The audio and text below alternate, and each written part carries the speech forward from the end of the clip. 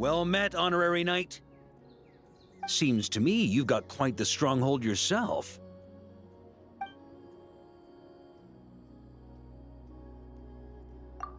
Couldn't be more at home. A true Knight of Boreas can build his den anywhere. Animals adapt to their environment to survive. I've got personal experience in that regard, both before and during the expedition. Some animals conceal themselves to avoid predators, often hiding in inhospitable terrain. Thorny bushes, perilous cliffs, the spires of the Favonius Cathedral, the rooftop of a certain knightly headquarters. Haha, those were my hiding spots after escaping the office. The others gradually got quite good at finding me, though. These days, I'd probably have to hide behind the wind barriers in Storm Terror's lair or Dragonspine's Peak during a blizzard. Thanks, but I'd rather do without.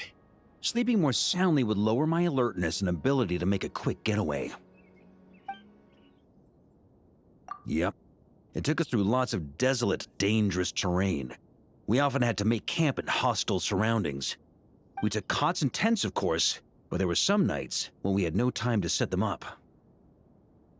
I did, but when my troops were freezing, I could hardly sleep soundly in comfort, could I? I always let the wounded use my tent instead.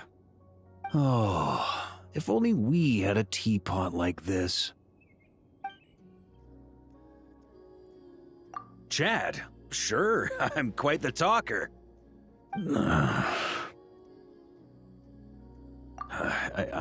I'm waiting for the drinks. Wait, do you not have any?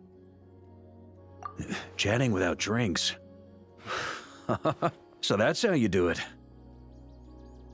I'm fine. As an experienced Knight of Favonius, I can quickly adjust to even the most unusual of situations. My expectations were a little misaligned. All right, let's go. Let's get this conference on the road. Every conversation without real drinks is a conference. I think my last one was probably when I had tea with the lovely ladies of the Hexenzirkel. Oh, actually, I may have attended a few during the expedition.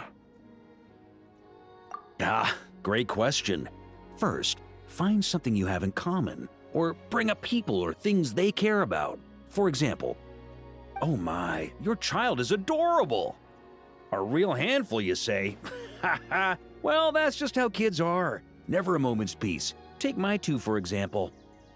Looking for somewhere to settle in Tevat? Well, it simply has to be Mondstadt, and just let me tell you why. Then, once the conversation gets going, look for a new opening. Since the young'uns are in Mondstadt, why don't you join us too? Oh, I don't mean sign up to the Knights of Favonius. Let me think. Would external support be the right term? Then, while they're still uncertain, go all in to assuage their concerns and seal the deal. Don't worry, all sorts of people call Mondstadt home. I suppose you've heard that even Lupus Boreas was once a wanderer from a faraway land. Oh, you don't need to do anything. We can handle most situations ourselves, and if we do need your help, I believe it'll be in everyone's interests. Ha ha ha, thanks. In return for your kind words, let me treat you to a drink.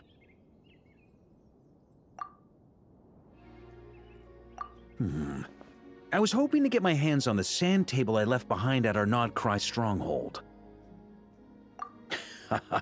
That sand table was indeed brought along to perform some serious tactical simulations. That said, I would lend my fellow knights said table when I wasn't using it so they could conduct mock training.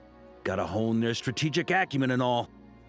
Some of them happened to be big Liyue Millennial fans, so they brought out their own cherished chess pieces to mark friend and foe. Really heightened the immersion. Later, they decided that mock training shouldn't be limited to just fighting. They wanted to include enemy motives, detailed scenarios, elements of exploration and investigation, and negotiation. Then another knight suggested we take notes from Fontaine's tabletop troupe.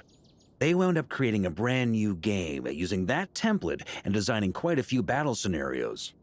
The best maps, the best pieces, the best campaigns. You can probably guess what the result was. Ha! Imagination is an important prerequisite for combat adaptability. If you can have fun while honing your skills, that'd net you the best of both worlds. Well... it's more than just a game, though. I've come up with a ton of useful battle plans by playing it. Besides, the Knights need someone to host their campaigns. Someone who understands battlefield intricacies. Someone who's adaptable. Someone who has the gift of the gab. It might sound like a drunkard's tongue twister having the Grandmaster as your game master, but why not? The next time we get together for a game, you should join us, Honorary Knight. Ooh, come to think of it, this stronghold of yours, it would make quite the upmarket sand table. Maybe we could have everyone play as a chess piece themselves, engage in some combat. Oh, hang on, that just sounds like real military training. Hard to say if it'd be more fun or just plain exhausting. Morning, Honorary Knight. There's a pleasant breeze today. May it carry you gently on your journey. You get some rest.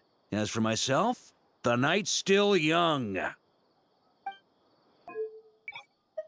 哟，荣誉骑士，看来你也有一座相当气派的据点啊。聊天儿？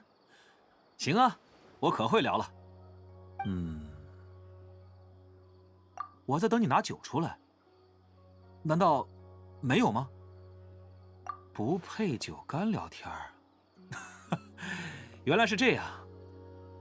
没事，我是经验老道的西风骑士，无论遇到怎样的情景，都能迅速调节自己的状态。是我今天的期待值不恰当的高了一点而已。我没关系。好，来吧，开始我们的会谈。这种没有酒的聊天，我通常称之为会谈。上次会谈好像还是在跟魔女会的女士们喝茶。远征期间也遇上过几次。这确实是个不错的话题。首先拿大家的共同点，或是对方关心的人或事来切入。